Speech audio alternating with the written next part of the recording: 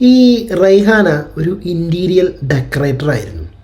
അതായത് വീട്ടിൽ വന്നും ഓഫീസിൽ വന്നും അതുപോലെ ഈ ഷോപ്പുകളിലൊക്കെ വന്നിട്ട് ഇൻറ്റീരിയൽ ഡിസൈനിങ് ചെയ്യുന്ന ഒരാളാണ് നമ്മുടെ റൈഹാന.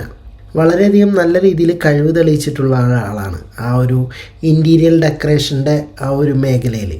അപ്പോൾ റൈഹാന ഇയാളുടെ ഓഫീസിലേക്ക് വരികയാണ്.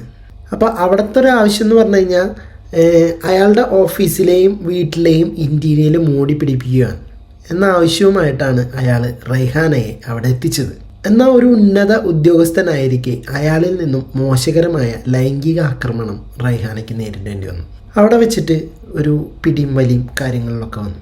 അയാൾ സിനിമയിൽ കാണുന്ന പോലെ ബലാത്സംഗത്തിന് മുതിർന്നു. അവിടെ നിന്നും രക്ഷപ്പെടാനായിട്ട് അയാളിൽ നിന്നും രക്ഷ നേടാൻ അവൾക്ക് അയാളെ കുത്തേണ്ടി വന്നു.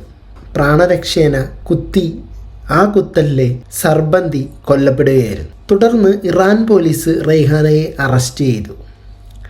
സ്വയം രക്ഷയ്ക്ക് വേണ്ടിയിട്ടാണ് ഒരാളെ കൊല്ലേണ്ടി വന്നതെന്നും മനഃപൂർവ്വമല്ല എന്നുള്ള റൈഹാനയുടെ വാദങ്ങളൊക്കെ പുച്ഛത്തോടെ തള്ളിക്കളയായിരുന്നു ടെഹ്റാൻ കോടതി ചെയ്തത്.